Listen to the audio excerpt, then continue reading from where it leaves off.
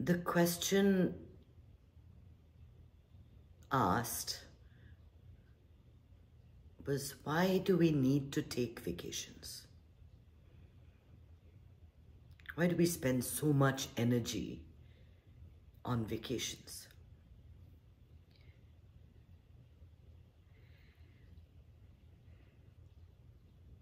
If you were always standing,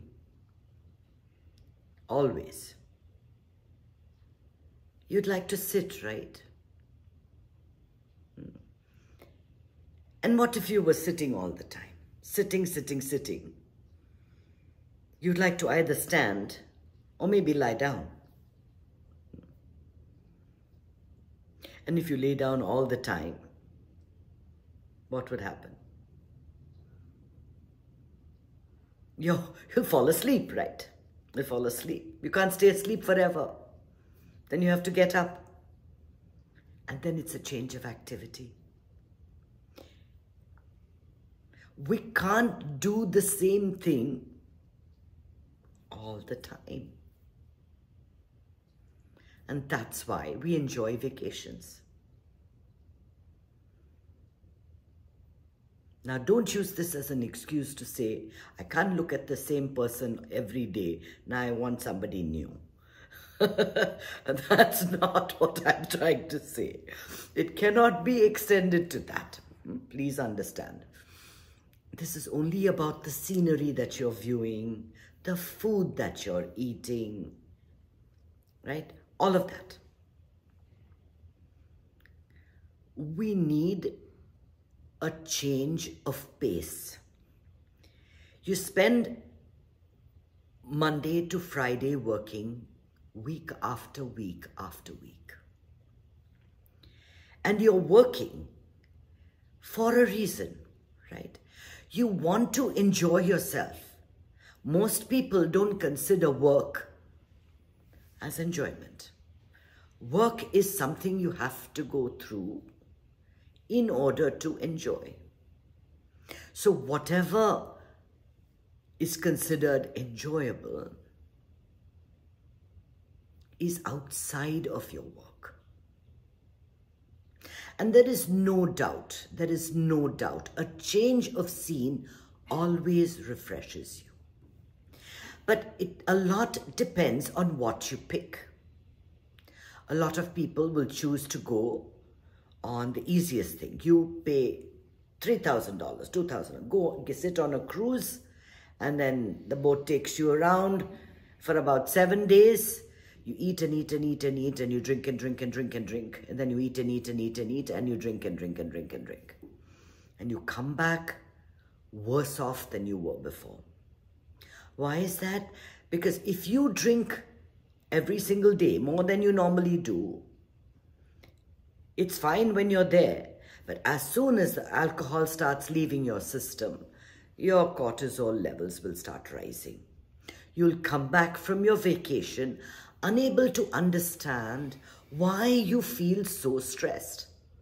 And the reason is this. When you overindulge in food and drink, the body swells up.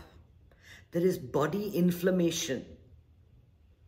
And you literally go through withdrawal when you come back from a cruise like that.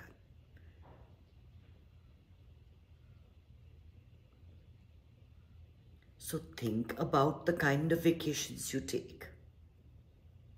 Now you take a vacation and you go and sit in the mountains and go for treks and walks in the mountains. Breathing in beautiful air every day, eating good food. That's a different kind of vacation. The best kind of vacation is that which expands your space. You know, what we have done by this modern living and this westernized style of living is that we have boxed ourselves. We've boxed ourselves into our little insignificant lives, where we don't connect with others, where we don't see each other,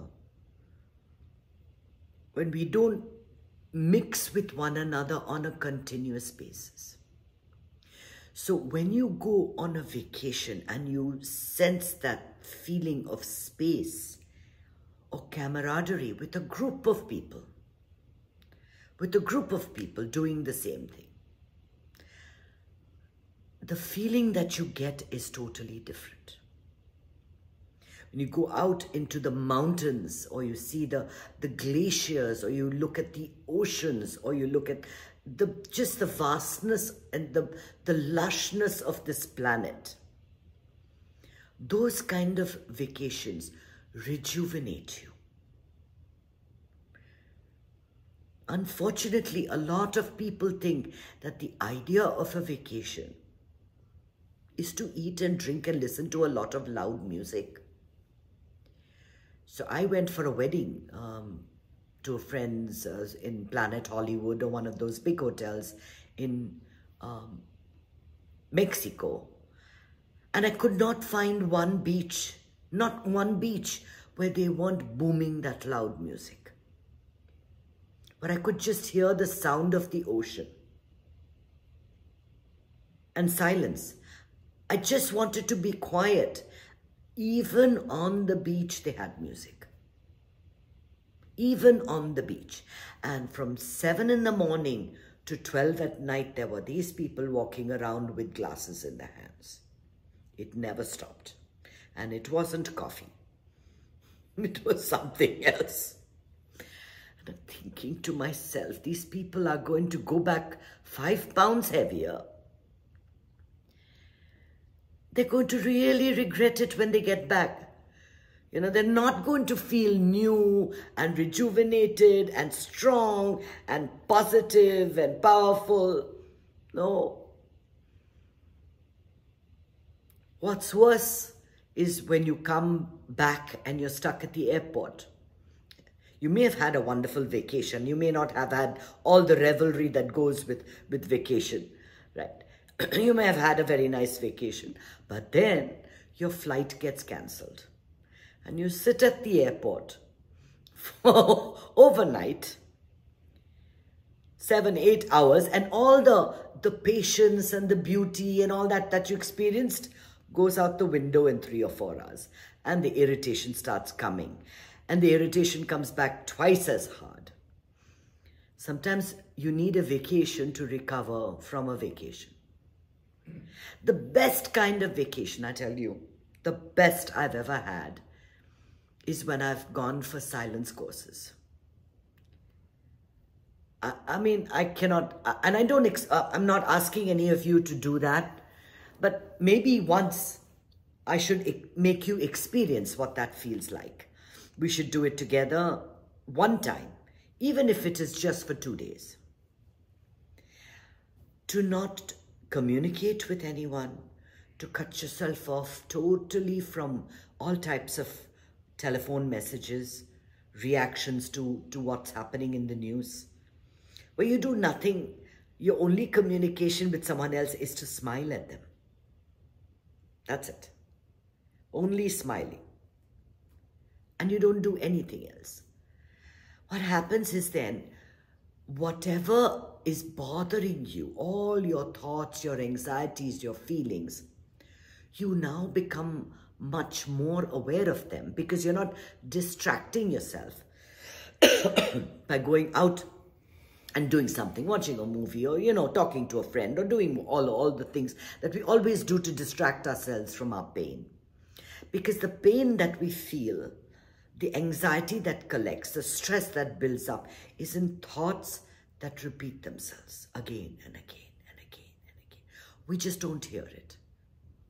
But when you go on a silent retreat, when you're not really talking a lot, you're not really communicating with people a lot, you hear these thoughts. And you see yourself caught in a loop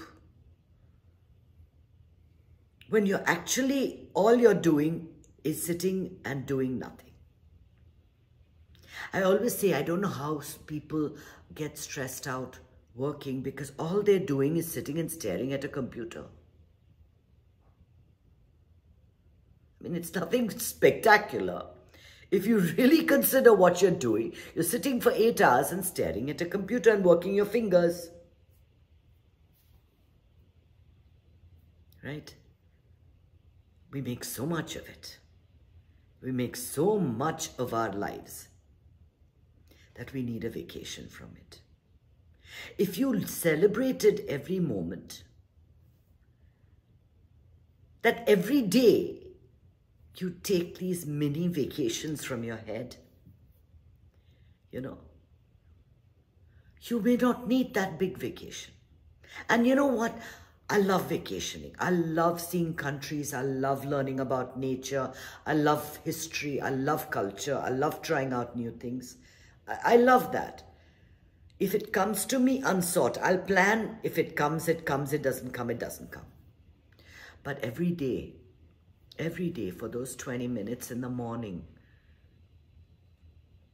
and Rajiv will do it for 20 minutes in the evening, we take a break from our minds.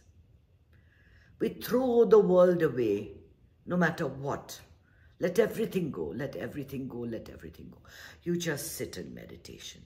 And all meditations are not very beautiful. Some are stressful. Some are difficult to do. For 5 days, I couldn't even breathe and do my breath work.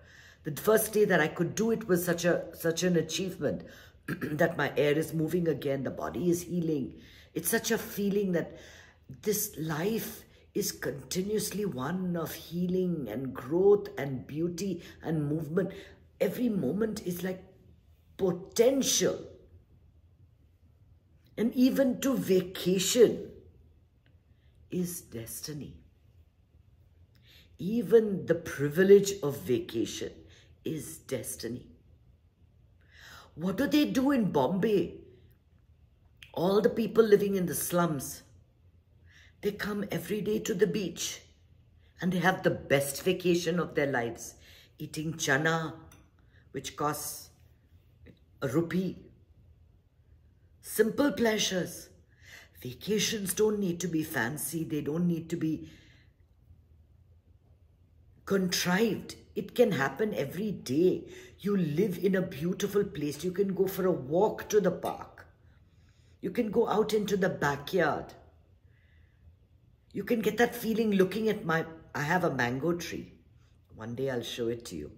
And this year it's filled with little mangoes. You know what joy I get every time I open up that curtain and look at it. It feels as if I'm in some tropical paradise. And I am. And I am. Every vacation I have had has opened my mind a little bit more. Has made me feel that the world is a little bit smaller.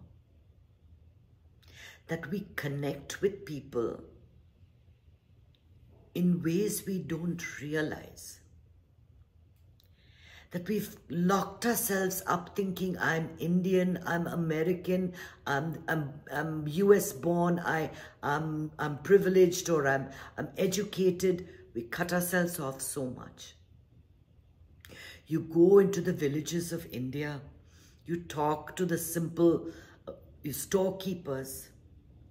You see how much joy they have in their day-to-day lives.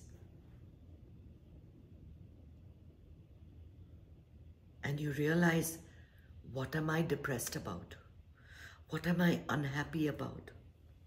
Yes, maybe sometimes you need to go on that vacation just to bring a little humility in you. That you have everything.